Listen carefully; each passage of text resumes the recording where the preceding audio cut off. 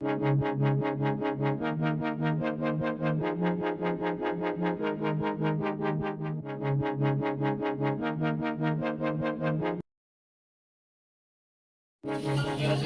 guys, magandang araw sa inyong lahat. Sa araw na ito, gagawa tayo ng special cupcake. At ito yung ating mga ingredients na gagamitin ngayon sa araw na ito. Meron tayong ditong baking kalumit, ito asin, meron tayong itong oil, tubig, evap, cake flour yung gagamitin natin ngayon. Ito yun. Tsaka white sugar. Tsaka meron din tayong ditong 8 itlog na ating paghiwalayin mamaya. Ang egg white ay yung gagamitin natin sa ating mirang at yung egg yellow naman ay yung gagamitin natin sa ating mixture. Ayan ang ating mga ingredients sa ating special cupcake sa araw na ito. So ngayon, paghaluin na natin yung ating mga ingredients. So unahin natin nito ating tubig. Yan. Ating evap. Itong oil natin. Oil. Asin. Yan, asin yan. Ito ating baking kalumit. Ito ating sugar. So hahaluin natin muna bago natin ilagay yung ating cake flour. Ayan, haluin natin ng mabuti. Kailangan siyang haluin muna para ma-dissolve yung mga ingredients na nilagay natin. Ayan.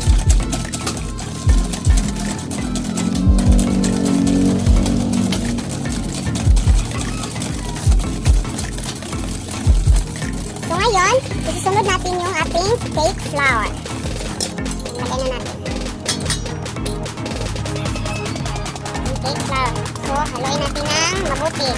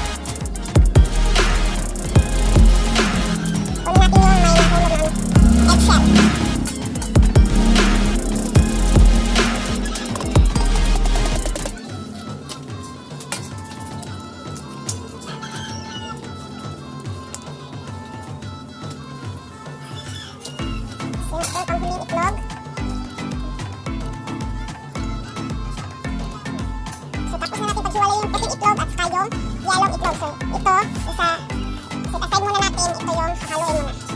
Halo na natin yung ating egg yellow dito sa ating mixture ng ating Choco special cupcake. Yan, halo lang natin ng maigi.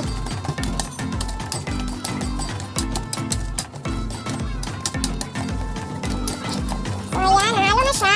So, ngayon, gagawa na tayo ng ating mirang. So, ito na yung ating gagawing mirang. Mayroon tayong dito yung puting itlog kanina na pinaghiliwalay natin at saka may ano tayo ito, white sugar. At saka vinegar yung gagamitin ko instead na tartar. Ayan. So, ngayon, start na tayo magawa ng mirang mamaya yan.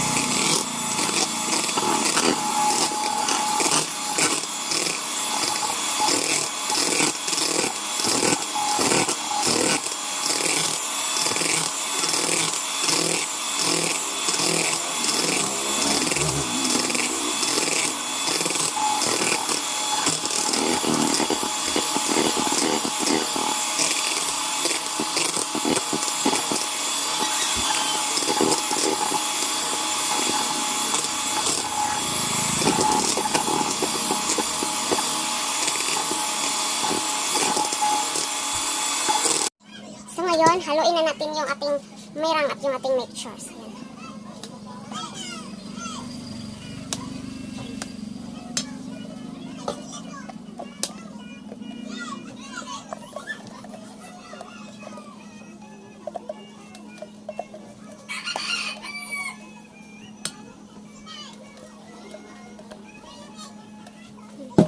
Yan, haluin na natin sila ng maigi.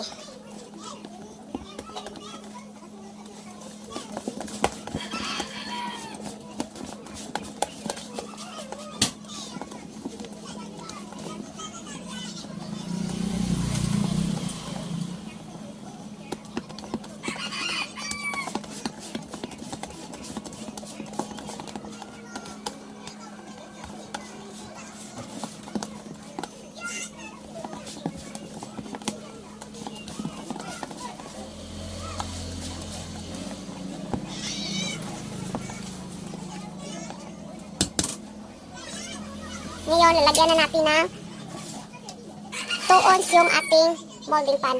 Ito, may natapos na ako kanina. Yan, 2 molding pan. Nalagyan ko. So, ngayon, ito naman yung isusunod natin. Maglagay lang tayo ng maliit na shortening dito. Para hindi siya pumikit doon sa ating molding pan, yung ating paper na ginamit. Yung 2 ounce na ginamit natin. Ayan. Ito guys, pwede nito siyang gawing sa may mga birthday ng mga anak ninyo. Pwede kayong gumawa nito sa bahay ninyo. Pwede kaya gawin niyo na rin pang negosyo. Dahil sa akin, ay bibenta ko kasi ito siya. Bibenta ko ng 9 pesos.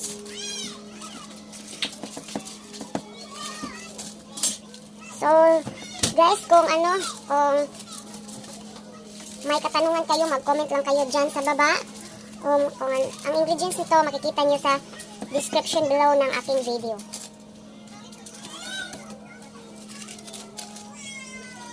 Guys, kung bago ka pa lang din sa channel ko, paki-subscribe na lang at like at pindutin yung notification bell para ma-notify kayo kung may mga bago akong mga upload na mga recipe na pwede ninyong pagkakitaan. Ayan guys, so tapos na yung 4 na molding pan. Bawat molding pan ay may 12 na piraso. 1, 2, 3, 12 na piraso yung kasya dito. So ngayon, maglagay na tayo dito sa ating molding pan ng ating mixtures.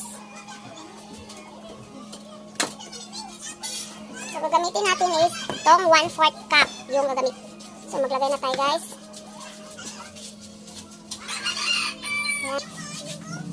Pasensya kayo guys kung medyo maingay kasi nandito kasi ako sa bake shop, so may mga bata sa labas na dumadaan lang sila. Nag-iingay.